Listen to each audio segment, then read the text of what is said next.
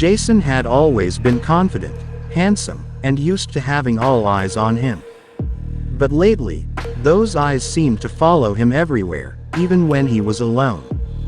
The sensation was subtle at first, just a nagging feeling of being watched. But over time, it became impossible to ignore.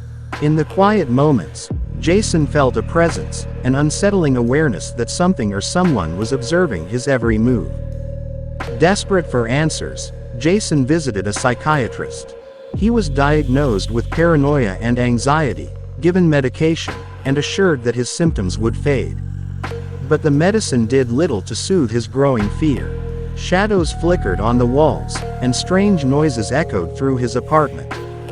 He felt cold fingers brush against his skin, only to find no one there. As the weeks passed, Jason's mental state deteriorated.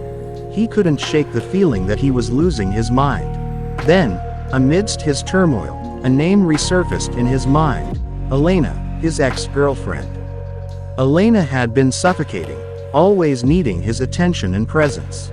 The relationship had become too much for Jason, and he ended things abruptly. But now, her memory haunted him. He was sure she was the one behind these eerie experiences. In a moment of desperation, Jason called Elena, hoping to find some closure. To his surprise, she answered cheerfully, telling him she had moved on and was happily married. Relieved, Jason apologized for his past behavior, and Elena graciously forgave him. He hung up, expecting the haunting sensations to vanish with his guilt. But the relief was short-lived. The strange occurrences continued, intensifying with each passing day. Jason's health began to decline. He couldn't eat or sleep, and he felt a constant chill in his bones. He started to believe that perhaps he wasn't haunted by Elena's anger or spirit, but by something else entirely. One night, as Jason lay in his bed, weak and feverish, he felt an overwhelming coldness envelop him. He sensed a presence in the room, closer than ever before. As his vision blurred and consciousness faded, he saw her, a ghostly figure standing by his bedside. It wasn't Elena, it was Aria, the girl he had left to be with Elena. Aria had been sweet, gentle, and loving.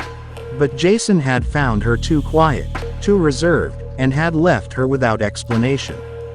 He had heard she died shortly after, a tragic accident, they said. But now, as her spectral form loomed over him, Jason understood the truth.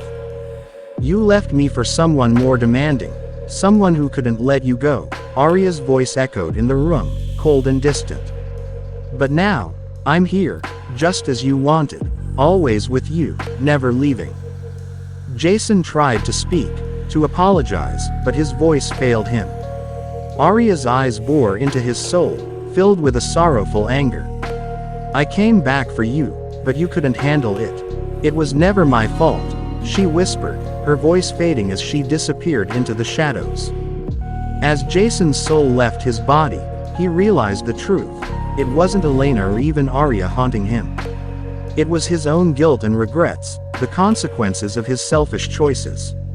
Aria's presence had been a manifestation of his own torment, a ghost created by his actions. In his final moments, Jason understood the weight of his mistakes. But it was too late. As his soul drifted into the void, he was left alone, haunted by the memory of the life he could have had if only he had chosen differently. If you like this video, subscribe our channel.